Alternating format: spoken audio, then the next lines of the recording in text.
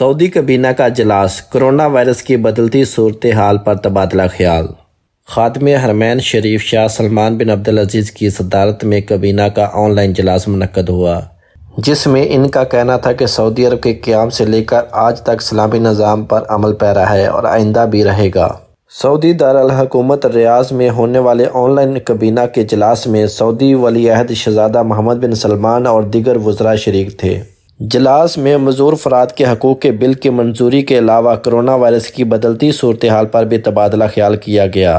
Corona virus की रोकथाम के लिए हर मुमकिन इक़दाम उठाए जाएंगे।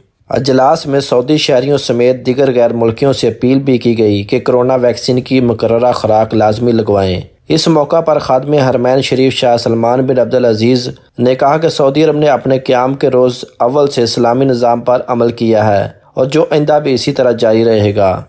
वाज़िया रहे कि सऊदी अरब में कोरोना केसेस में मुसलसल इजाफा रिकॉर्ड किया जा रहा है, जिसके बायस सऊदी अरब में दोबारा कर्फ्यू का इम्कान है और दूसरी जानब सऊदी अरब में कोरोना के मरीजों की तादाद बढ़कर 3045 हो गई। आज बुध को कोरोना के मुसद्दक़ा केसेस की तादाद बढ़कर 3045 हो गई, जबकि कल मंगल को 2585 केसेस की तस्दीक हुई थी। मुल्क भर में कोरोना के मरीजों की मजमूई तादाद 5,65,482 हो गई और अहकाम का कहना है कि आइंदा आने वाले दिनों में 12 साल से कम उम्र के बच्चों को भी वैक्सीन लगाई जाएगी।